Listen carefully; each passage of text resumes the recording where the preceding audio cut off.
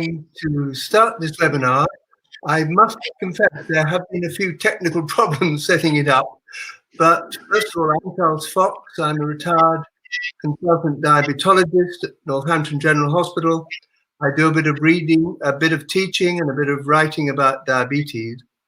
And since its foundation, I've been a strong supporter of diabetes professional care. Now, this is the first time they've run a webinar, and this is the first time I've run a webinar, so you'll have to be very kind to me. But Roma and Toby are behind the scenes, and they're going to make sure that everything goes on time. Now, I'm not quite sure how we're doing from the poll point of view, and I don't know if people have filled in the poll.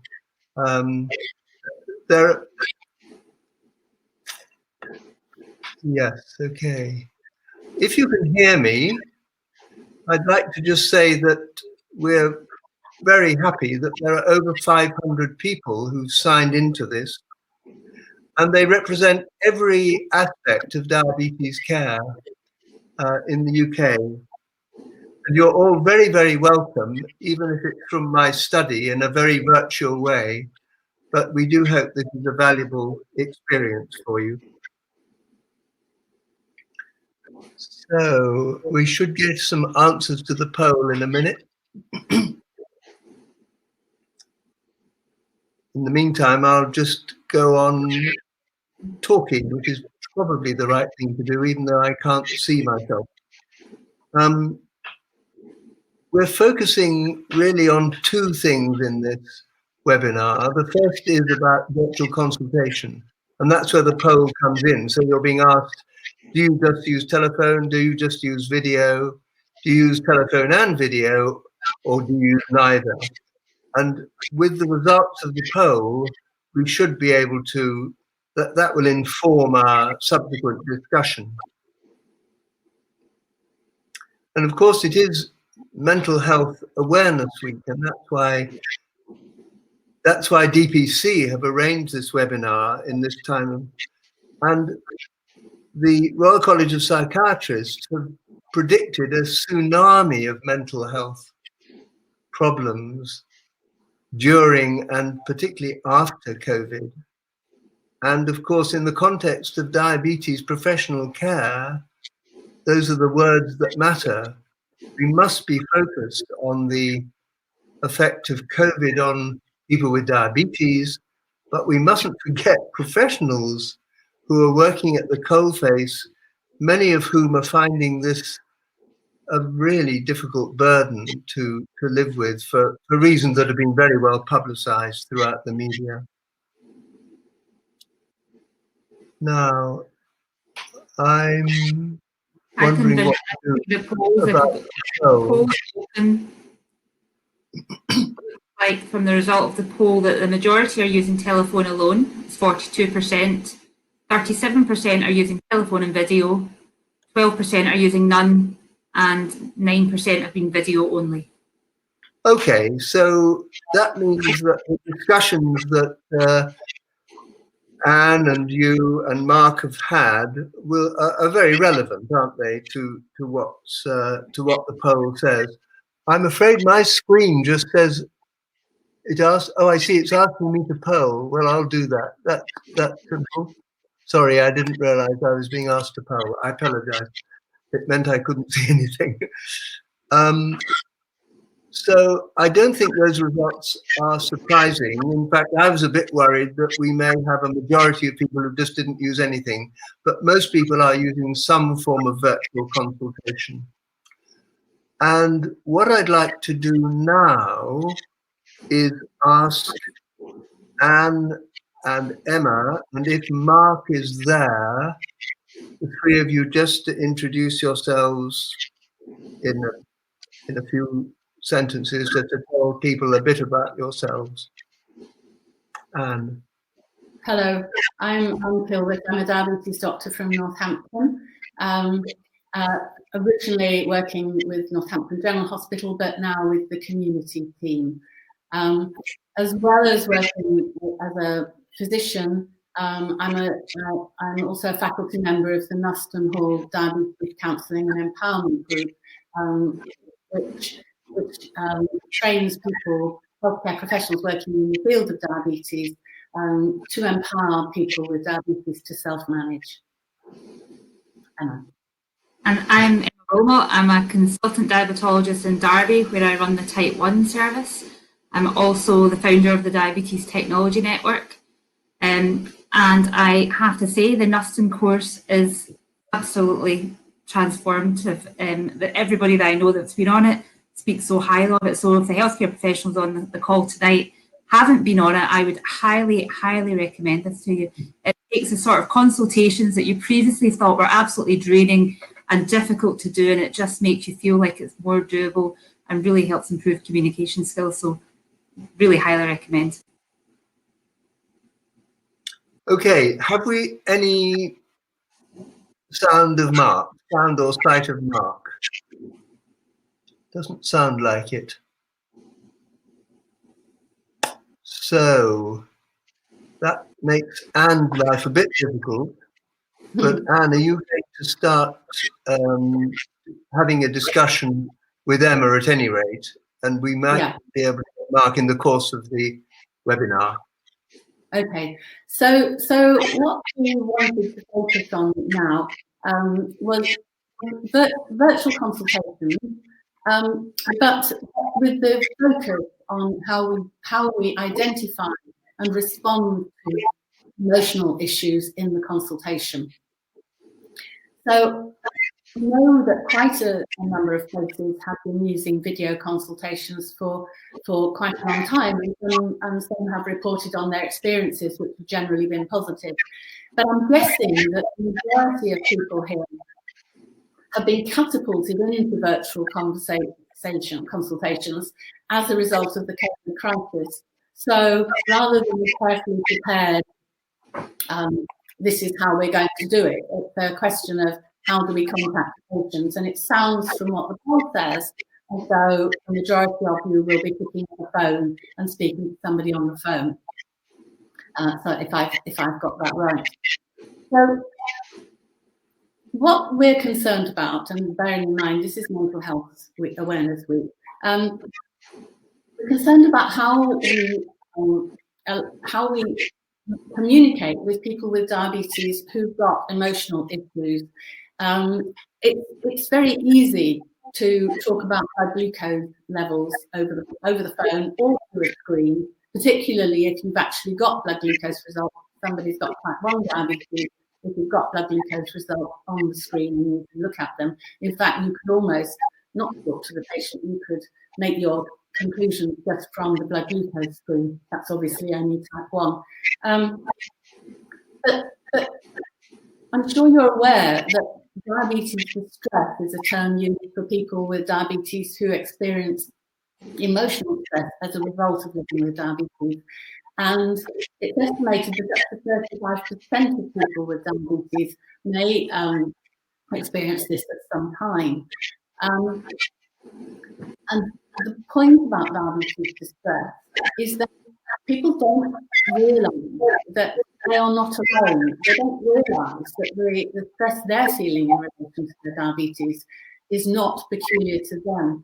And so they may not be happy to disclose that. They may feel it's an embarrassment or something that they don't want to make people aware of. So they don't bring it as an agenda item to their consultation.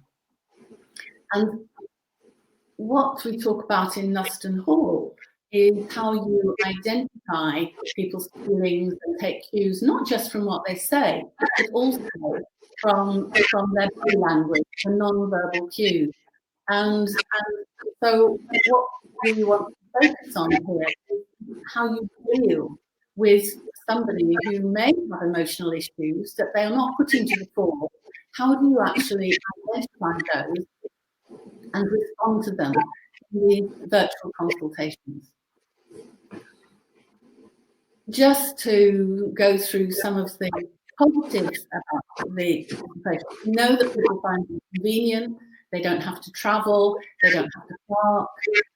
They don't have to wait in the waiting room. They can do it at a time of a place of their choosing. And people also say that it's more, the consultation tends to be more focused on the diabetes and therefore more efficient.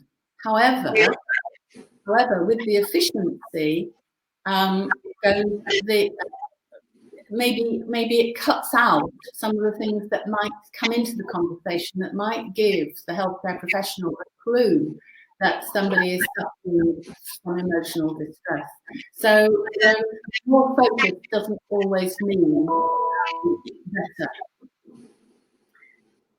We've got plenty of evidence that people can talk about feelings in psychological interactions, in therapy.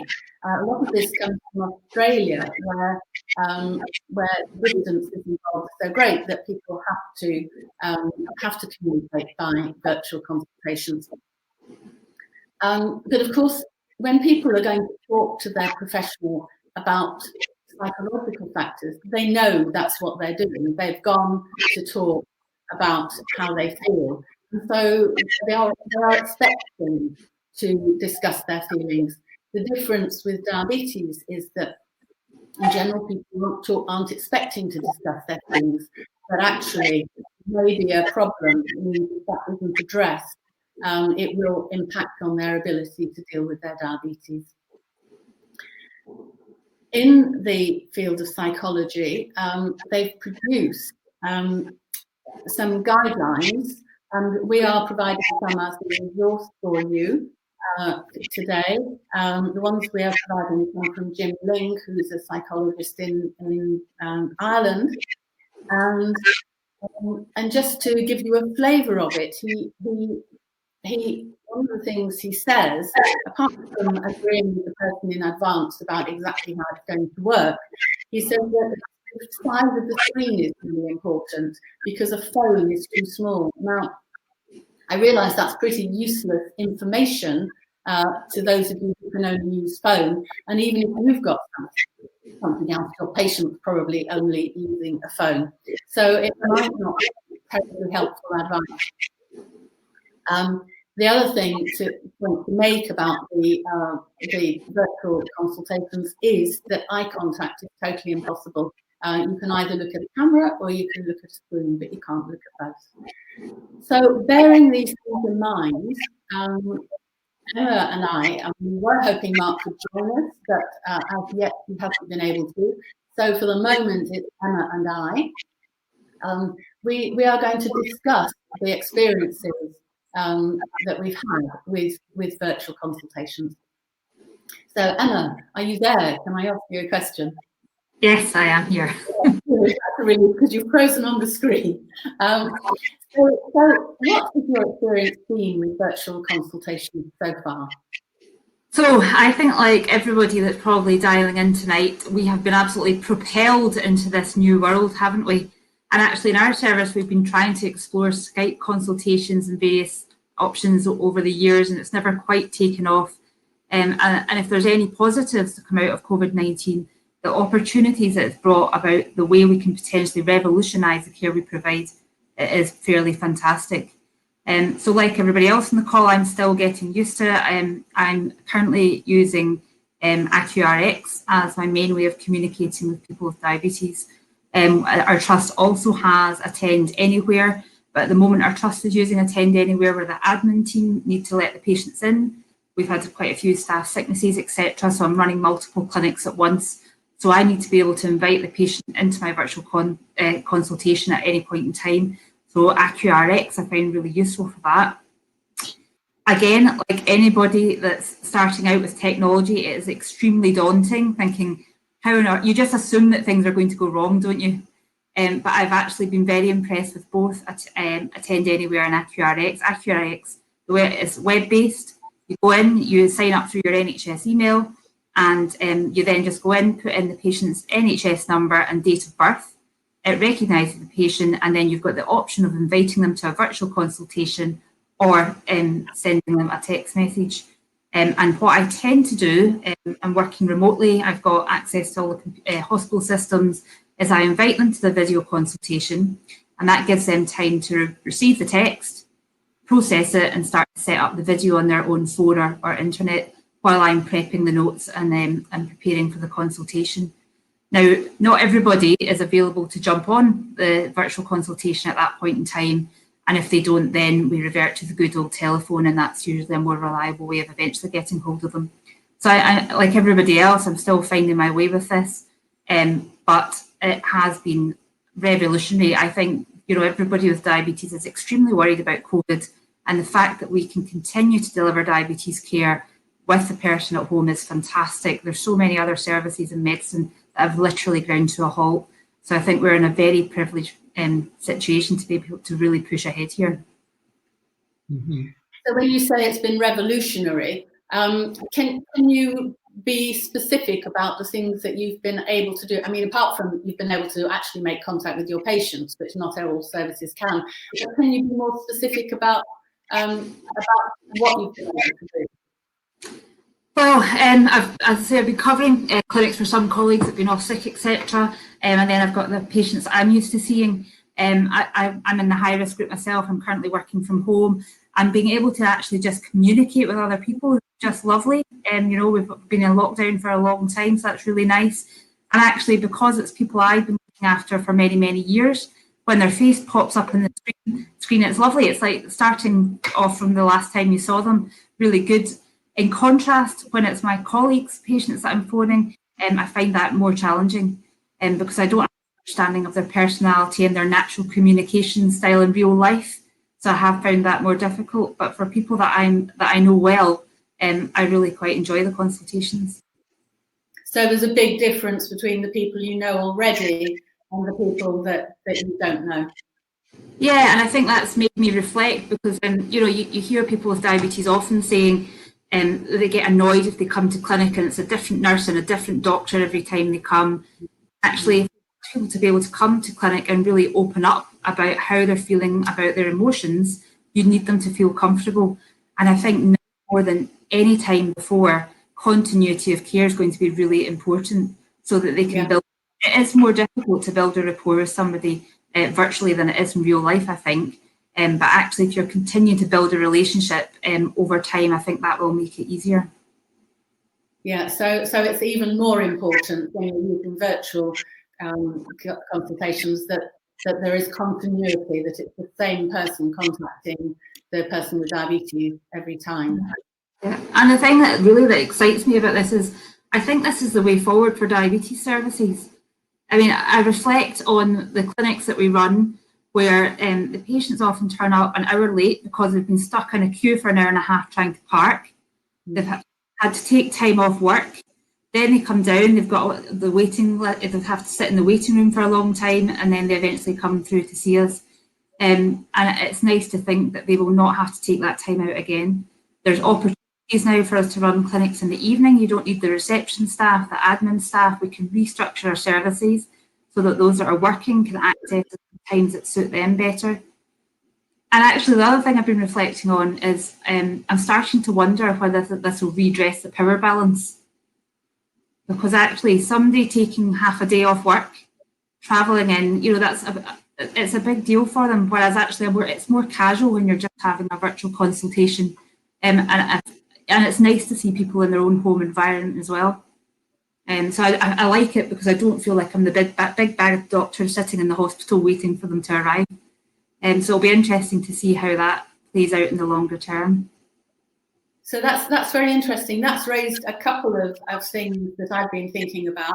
Perhaps we could take the being in their own home first, because I've had experiences. I've been using the phone. I haven't had any video consultations with people with diabetes, but on the phone, although I would generally say they've been good experiences and people have been happy.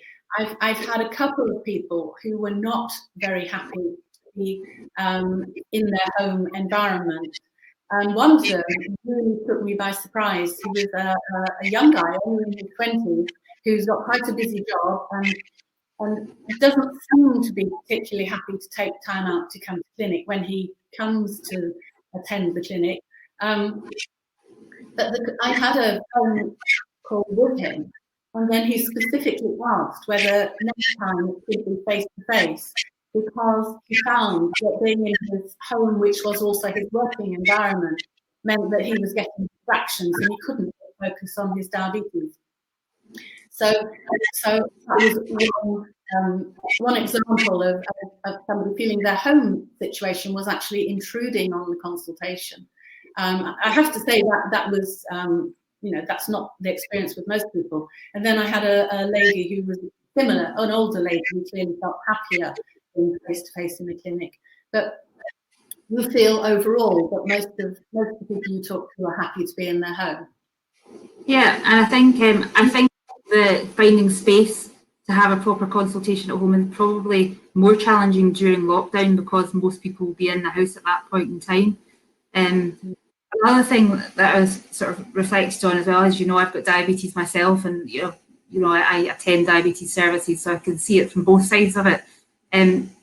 Going to a diabetes consultation is a big deal for the person living with diabetes, without a doubt.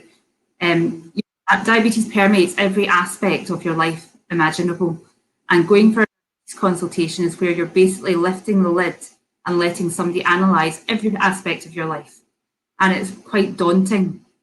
And actually, the time that you spend in the car preparing to go to that appointment, and you speak to people with diabetes, they start thinking about what they're going to talk about in their diabetes appointment weeks in advance, because some people get really, really worried about it. But that time building coming into the hospital or the clinic or the GP practice is time to get your head around what you're going to say and what you're going to think about. And when they come into that room and it's face to face, that's almost like the safe space. Because it's funny, I think about so many consultations when people say, and we look at glucose data together, and they're like, "Oh, I've just not had the time to look at this." It's obvious when we look at it together. And I said, well, that's why you come to the diabetes clinic, to give yourself time to look at your diabetes. And I just worry that when it's coming as a virtual consultation, they might be in their house dealing with their children or their dog or whatever distraction, and they won't have that time to build up to the consultation and prepare for it in the same way that they might do if they have to travel to an actual appointment. And then that potentially could make them less ready to open up about what their concerns are. And I think as healthcare professionals, we've really got our work cut out trying to ensure that we explore any underlying diabetes, distress, anxieties, if aren't having the time to prepare and think about the consultations in the way that they might do if they were having a face-to-face meeting. And of course, if they're in their own home and there are other people there may be things that they absolutely will not talk about because of confidentiality. Yeah. They're not protected, are they? We all know people tell us things about their personal life that they wouldn't want other people to hear. And so there is that confidentiality aspect to people being in their own home. And even things, people come to clinic and they get upset about their diabetes in the clinical room, they've got space to be upset and they've got that dedicated time out. Whereas if they're sat in a bedroom with their 2-year-old on the other side of the door and, the rest of their family down the hall, they're not going to want to open up because they know that, in 2 minutes' time, they'll be back out mixing with other people and they maybe won't want to go there. So that's another consideration, I guess. Yeah. So we've really got on to what some of the drawbacks might be, haven't we? And we're looking at particularly let's emphasise, for the majority of people, it may be perfectly satisfactory to have either a phone call or a video call from their own home. But the people we worry most about are probably the people for whom it isn't satisfactory. So how much do you worry about whether you can pick up either the verbal or the non-verbal clues that people may be distressed about their diabetes? I think that is going to be really, really challenging, particularly if you don't know the person. And it's only when you start doing these video calls that you realise how much you rely on non-verbal cues and eye contact. It's really challenging. And I don't know about other people that are, you can post in the chat, but for the other people that have been doing video content, I actually find it quite exhausting because you try and engage with the person and get the most out of the consultation. It's really hard work because all the things that we would naturally go to like eye contact, like the non-verbal cues aren't there. And you have to listen hard and pick up for the signs of what's the undertones in the consultation. So yeah, I feel exhausted at the end of a day of back-to-back clinics, whereas in normal life that I wouldn't feel as tired as I do now, just because it does feel like it's harder work. Yeah, and you may be missing things with particularly on the non-verbal side. Yeah, no. Sorry. I had a consultation last week where I did know the person concerned quite well. So, I knew the personality, and the consultation over the phone was entirely straightforward and very polite. He was hugely grateful for any suggestion that was made and said, yes, he'd rush off and do that. But I knew from previous experience that he was very angry, and that this was a front that was. I would not, had I not known him already and met him in a face-to-face context, I would not have, this message would not have come over to me. And of course, it does alter the consultation if you know that I would have been able to talk to him about the anger had we been face-to-face, but I didn't feel I could in this very calm presentation of gratitude. So it does alter how we can respond to people when we pick up those, if we can't pick up those non-verbal cues. And I think that comes back to what we were saying about continuity of care. Doing these consultations with people that you know are so much easier than people that you don't know. And I think we need to give the people in the. I think the temptation when you've got a virtual consultation is to get stuck into the detail. And when the Freestyle Libre first came out, for instance, we spoke a lot of people about when you're anxious about something, you just want to get things done and move on. And you really need to remember there's a person there. And I think even more so with virtual consultations, when you've got the virtual consultation, the person there looking at you, you've got some glucose data there. A lot of people will feel under pressure to say, what is the problem and what is the solution? Very medical model.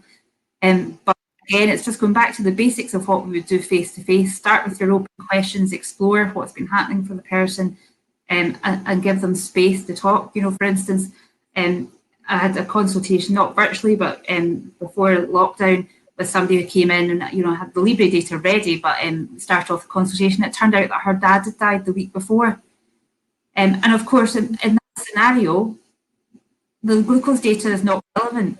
Just getting emotionally cope with that situation and get through that and be safe was key. And if I'd started off that consultation going straight into let's discuss your glucose levels, you've missed a major life event for that individual. And so again, I think start with the person, find out how they're managing with life at the moment, and then move on to the glucose data once you get to the point that you feel you've covered everything. I can agree more, but I'd also make the point that it isn't enough to just say, so how are you? How things been going? Because there's almost a tick box response to that, isn't there?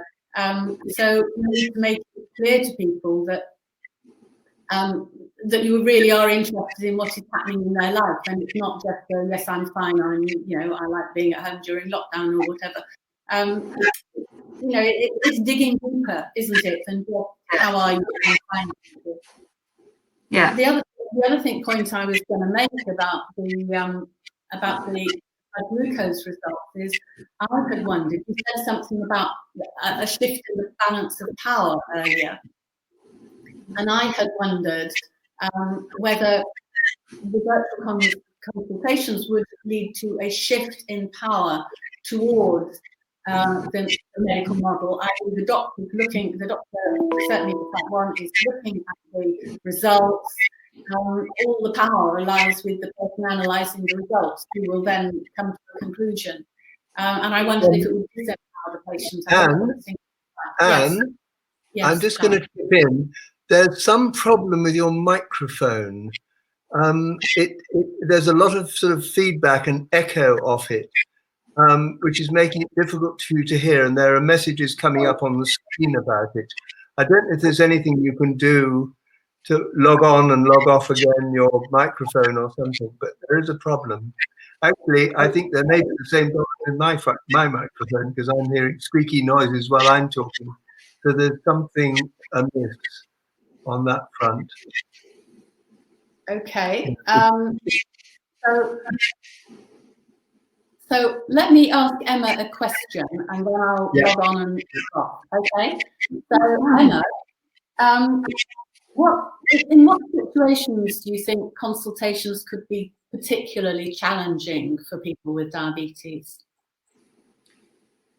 Oh, I think when there's a high level of emotional need, that's where it is more challenging, because you have to be so deliberate in trying to get to the bottom of that. We would previously rely on the non-verbal cues, the eye contact, to realise there's issues. And I think also just having your suspicions that there's something, particularly worry about young girls with eating disorders, etc. That could be a concern. People with diabetes related to stress. Now, of course, the other options, I know there's quite a few centres, and certainly before we went to lockdown, our service was one of them, that use tools to look for diabetes distress. And that may be an option we have as the virtual services become more developed, that people are able to fill in sort of screening tools beforehand as a sort of starting point. Because the way I think it, we've got sort of two options with the virtual consultation. You can choose the easy route, or you can choose the hard route. The easy way to do a virtual consultation is to log on, have a very matter-of-fact discussion about the diabetes, and log back off again. But actually, in terms of what the person with diabetes gets out of that consultation, I think you're potentially going to miss a lot.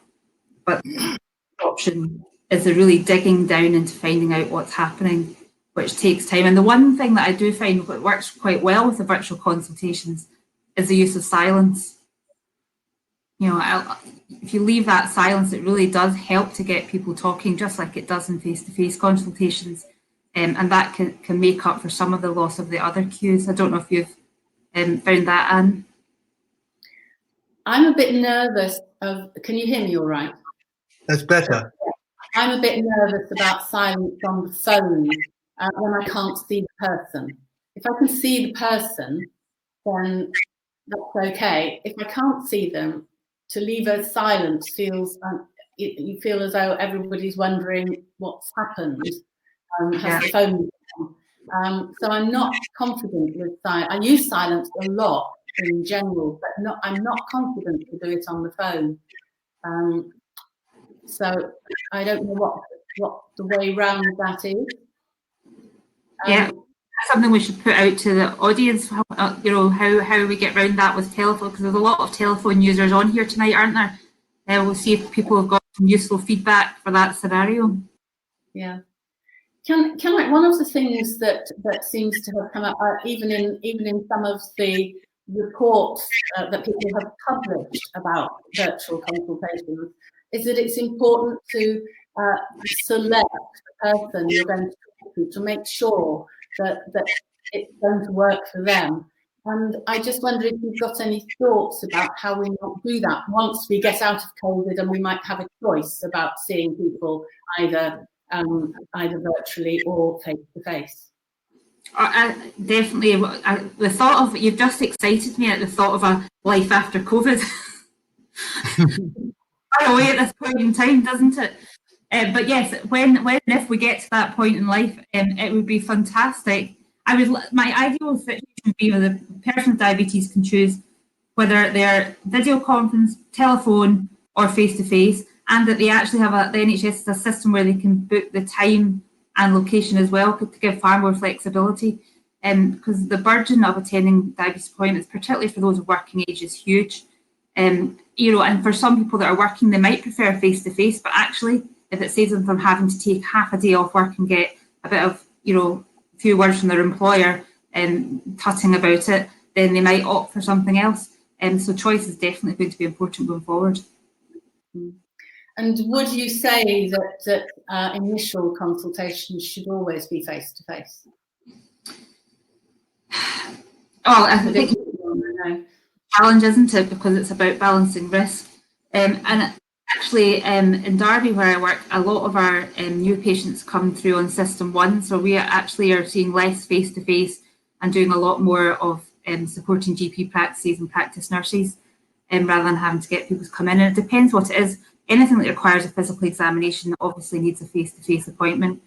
I think for getting that initial rapport, face-to-face initially would be better. But in the context of COVID-19, I think we really need to be doing as much virtually as we possibly can. Yeah, definitely. So I wonder if this question was going to be addressed to Mark. Sorry, so it may be a bit unfair to ask you, but you may have a view. I wonder if you think what it is about us, the healthcare professionals, that makes the virtual consultation work or not work. What do you have thoughts about that? Oh, really tricky. Yes. Fundamentally, there are some healthcare professionals that are comfortable talking about things like diabetes, distress, anxiety, depression, and there are some healthcare professionals that really aren't comfortable with that and prefer not to go there. And I think a lot of it is personality driven, potentially. I would like to, the nice thing about working in diabetes is that most people that work in diabetes enjoy the consultation, the interaction with the person with diabetes, and I'd like to think that most are capable of providing emotional support along the way. But having heard feedback from various people with diabetes on social media and in real life, etc., we know that that's not always the case, unfortunately. Okay. Sorry. Okay, shall I? We're a bit adrift, and we don't quite know what to do about the time. At this stage, I was going to interview Maggie and find out about her diabetes, but really sadly, we can't link into her. And I'm trying to decide in my own mind whether it would be insulting to her and everyone else just to give a brief account of what she's talked about already. And I think I'll take that chance if she'll forgive me. She's got type 2 diabetes. She finds it quite difficult. And I think the thing that really is the most difficult for Maggie is keeping to a diet and those restrictions that that diabetes impose on people. And in fact, had she been here, I was going to ask her specifically, does she feel distress from living with diabetes? I suspect her answer would have been yes, but she might kick me around afterwards and say, no, it doesn't distress her. But that business of diabetes distress is something we haven't really talked about. And it's a very important subject. There's a lot of work on depression and anxiety in diabetes, but those are conditions which people have whether or not they've got diabetes. Diabetes distress is limited to people with diabetes because of the demands of the condition. It's demanding, it's a pain in the neck, and it goes on forever. And there are ways of dealing with diabetes distress which we will point you to with the resources that go with this webinar. So I think I'll leave Maggie at that, but I'm really sorry that we can't see her. She's the person that. Sorry, Anne, yeah. Should I just say one of the things, because we're talking about technology, one of the things Maggie did say was what a lot of support she was getting from her nutritionist with text messages and how we're doing and so on. That we're keeping her going during a difficult time. So at a time when she's stuck indoors and concerned about weight and so on, she's getting regular contact via texting and messages of encouragement that are keeping her going. So that's a way of keeping in touch with our patients, with the people that we're talking to, and making them aware that they're still in our minds, and that we're still thinking about what they need. Yes, that's a very good observation. In fact, she regards this COVID lockdown as a bit of a plus because she has such close communication with her nutritionist, and it's working very well. So that's an example of virtual consultations as a success. Yes, thank you for reminding me that. I'm just wondering whether there are any questions. Let me just see what the time is. Yes, we've got about a quarter of an hour left, and it would be lovely if we could have some questions from the 500 people who are meant to be listening.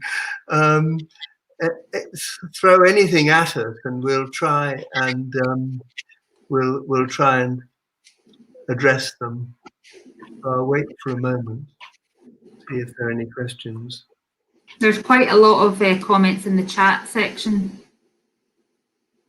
Okay. Okay. I was hoping that Romain would give me a steer on what questions were coming in, and we could answer those. I don't. Oh yeah, there's a lot of stuff on the chat which I've been unaware of. Sorry. Okay, that's wonderful and will be a useful resource. But what should we do? One of the questions that's come in is there any idea how to carry out structured education remotely?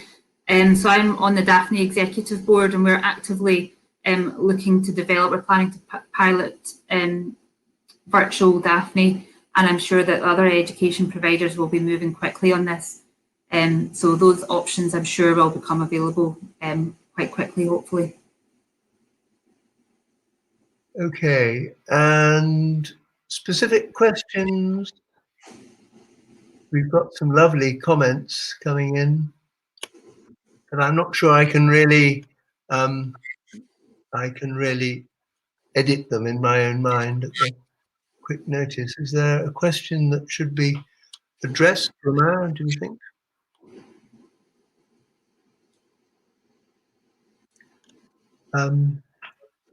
Here's a question which is, what is the name of the course? And I can talk about that.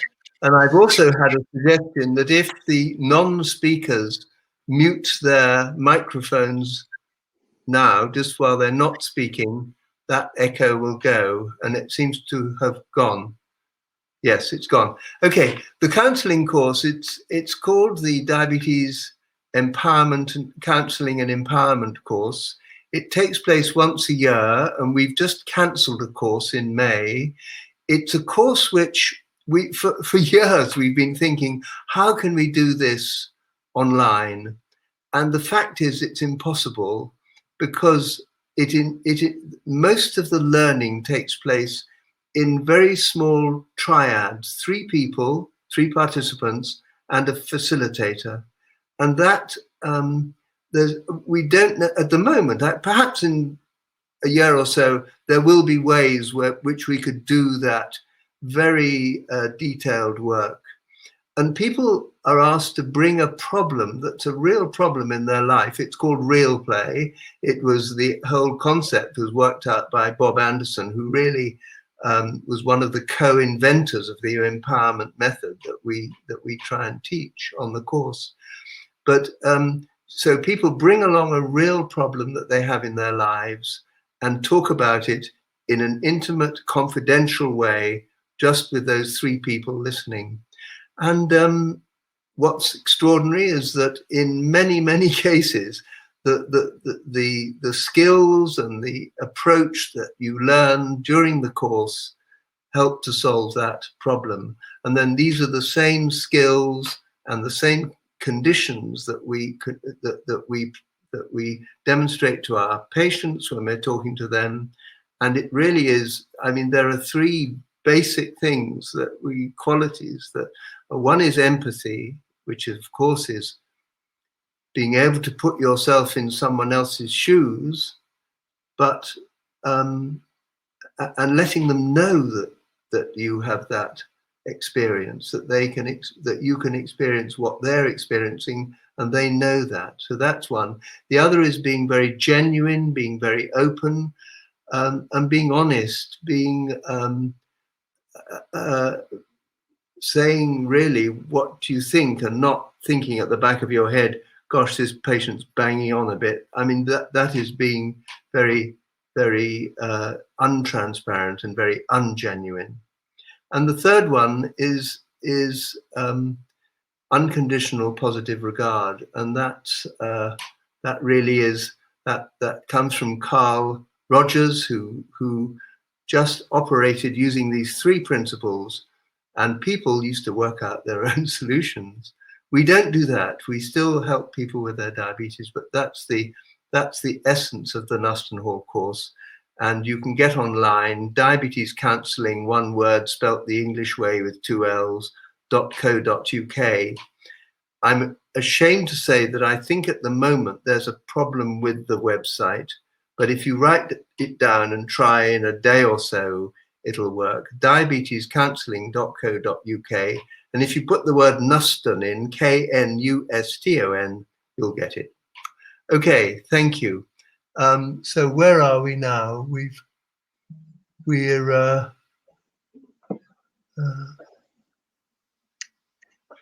I'm just looking at it. Are there any specific questions that Romain wants to type in?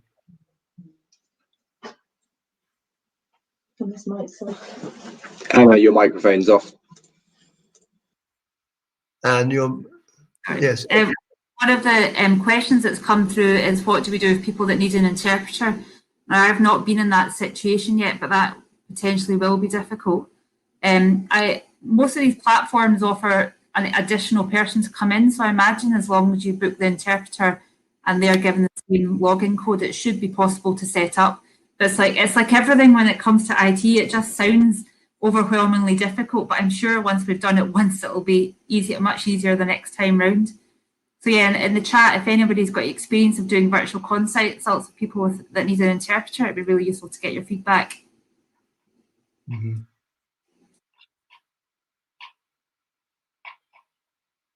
Yeah, somebody's made the point that they find that telephone consultations are much shorter than face-to-face ones. And I've got a son who's a GP who's been operating largely, not entirely, but largely on the telephone, doing his work.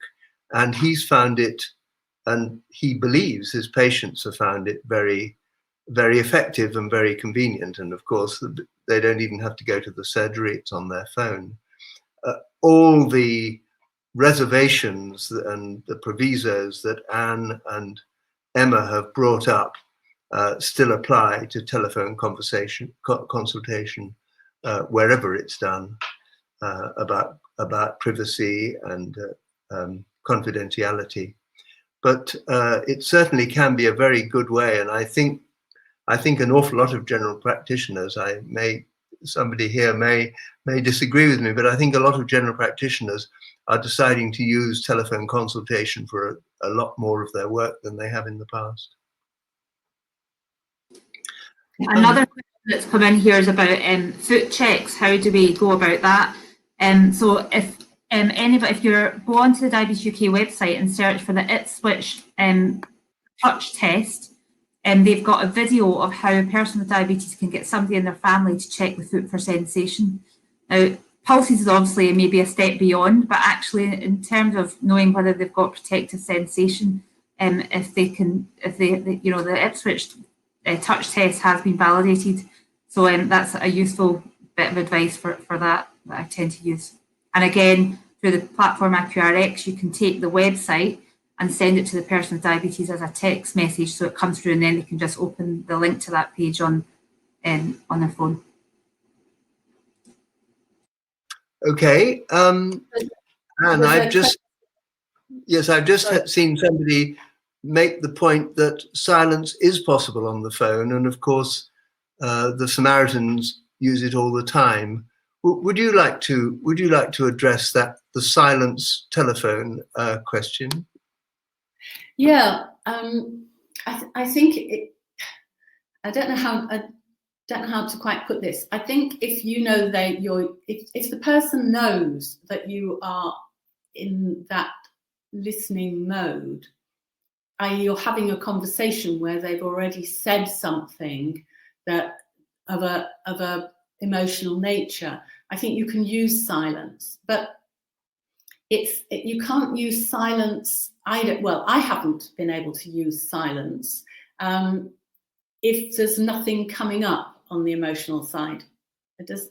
So if you're deeply in a conversation of an emotional nature, I think you can use silence on the phone. But I think it's more difficult when you're trying to give a person an opportunity to talk about something that they haven't started to talk about. Does that make sense? Yeah. Can I was just, a question I've just seen is, which I think probably we should address, and maybe Emma would like to address it, is whether there's really time to ask people about what's going on in their life in the middle of a diabetes consultation. Answer that?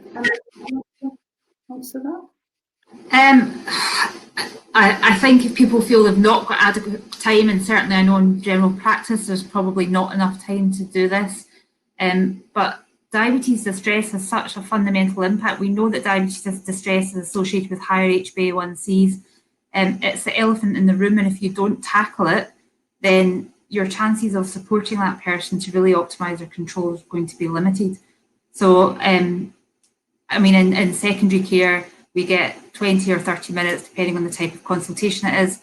I imagine that in practice nurses doing annual reviews or GPs reviewing people with diabetes probably have much less time. And even some secondary care services I know only have 10 or 15 minutes because they're under, their waiting lists are so long. But actually, I think we need to appreciate if you're trying to do a thorough diabetes review in 10 minutes, there's no way you're going to cover all aspects.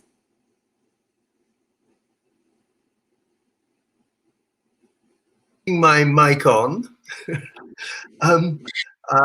There's a question about what platforms do people use. I can speak for my family, if not for myself. One of my, a daughter-in-law of mine is a hematology nurse, doing a lot of very difficult, nasty work, really, which she now has to do largely by video consultation. She uses Attend Anywhere, which Emma has already mentioned, and she finds it very good, except a couple of weeks ago, for 3 days, the whole national system was a bit dodgy, so that was difficult, and she had to resort to the good old telephone. She's talked about her work in detail in preparation for this webinar to me. She's talked about it. She and a consultant hematologist will give the diagnosis to somebody at home, will talk about the very life-changing, give them very life-changing information, which of course is shattering. And the consultation may go on for 20 minutes. They say what's going to happen in the future. And as a general rule, she says, the person in question is sitting there saying, yes, doc, no, doc, yes, thank you very much, and not expressing any emotion. But then 10 minutes after the video consultation with the consultant, she phones the patient, and that's when she gets the tears, the family talking, saying, oh, what a disaster it is. So she uses both, and that's her experience. My son just uses, a GP just uses the telephone.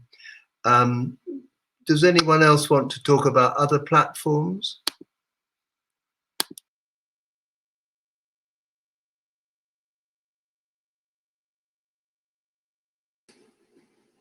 Yeah, Okay.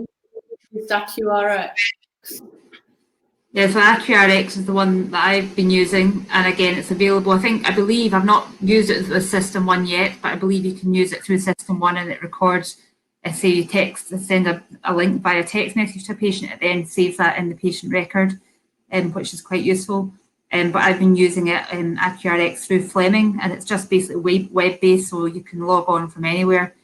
And the other one is Attend Anywhere, but I'm not using that at the moment just because it's limited from 9 till 5, and I'm doing a lot of calls in the evening at the moment. And it also requires admin to let you in, which as a an additional step. And actually that relates to one of the other comments that came in, because usually when we run clinics, they run 2 times. People have got a specific time that they come in, but as somebody's mentioned, interruptions are a real issue, not for me personally working at home, but my colleagues that are in the hospital. And because people just think you're on the phone, you get knocks at the door for advice in between patients, and it dramatically slows down the progression of the clinic, because you're in and out and sorting other things in between that you might not have been if you were hiding down physically in the clinic. So I guess that's another consideration for how we develop services going forward, to make sure that people have dedicated time and aren't interrupted during the clinic. Otherwise it will overrun, and if people are given times to attend for clinic, they might get frustrated that they're sitting waiting for a call that doesn't come through in a timely manner. Okay, now listen, I think probably we ought to sort of begin to wrap this up. I've got 2 things to say. One is just the key points which we have come up with really in the course of this consultation. And the first one is about diabetes distress and how important it is to acknowledge that and deal with it. And I'll also touch on the resources that are going to go with this webinar. There's an extremely good website on Diabetes UK website about diabetes distress. It goes through the whole thing from beginning to end and gives very clear pointers as to how to help people, first of all to identify it, and then how to help people who have it. And Mark, who should have been here on this webinar, was one of the authors of that. The second point is that virtual consultations are limited in the way that they can pick up distress, because people often don't want to talk about it to the professional. They want to keep it under wraps. But in a face-to-face situation, I think we've agreed it's much easier to pick up the signs and to address them. Thirdly, that healthcare professionals must be aware, and I'm sure they are aware, of the emotional disconnect that happens in any sort of video consultation, and they must try and minimize this. Throughout the whole consultation, however you consult anyone, whether it's face-to-face or virtual, you must try and stay person-centered using those 3 core conditions that I talked about. That continuity of care is something that Emma has mentioned, and that's really important in building rapport. And there's just been a very good article in Clinical Medicine written by a psychiatrist called Peter Tyrer, who is now at Imperial College. And he really made the point that general physicians see an awful lot of people with psychological problems. They see far more people with psychological problems than do psychiatrists, because one in 5 of their consultations will be about some mental problem. And he makes the point that mental health literacy is an essential quality, and especially for people working in the diabetes field. And it's much harder to demonstrate this when you're talking to a screen rather than a person. Now, finally, I'm just going to wrap up by talking about some very important resources that we've got. There's a guy called Jim Ling, who Anne's mentioned already, a psychologist in Dublin, who has produced a very useful webinar himself, and he's let us use this. It's just practical points on how to do video consulting, and he's done an awful lot of it by dint of his career, partly in Australia, where, as he points out, patients are often in a different time zone, and you have to talk about their psychological problems. So his video is useful, and the PDF of his slides, we're going to make those available too. I'm just going to rattle through them. It's it's not the best way of doing it, but we've got a small amount of time. And his slides start off saying, mindset matters. What you think about the consultation matters. And if you think it's going to be a waste of time, that'll be picked up by the person you're working with. He talks about get a good picture. One of his key things is that you should prime the patient before you go into the consultation, and make sure that everything's ready. So the sound works, the screens work.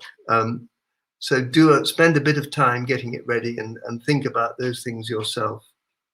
One of his slides is that picture we all know so well of an empty battery with a red line down it.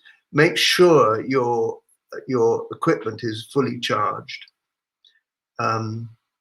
He says if you do use iPhones, he's not keen on iPhones, but if you do use them, prop them up. He talks about getting the whole person in, certainly the shoulders, so you can get a bit of body language rather than just the face. His advice is have a tissue ready for the patient, because often the work that psychologists and diabetologists do brings them to tears.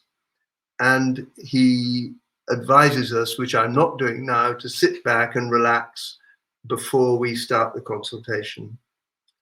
So those, I would recommend you have a look at Jim Ling's PDF, and if you've got time, look at his webinar.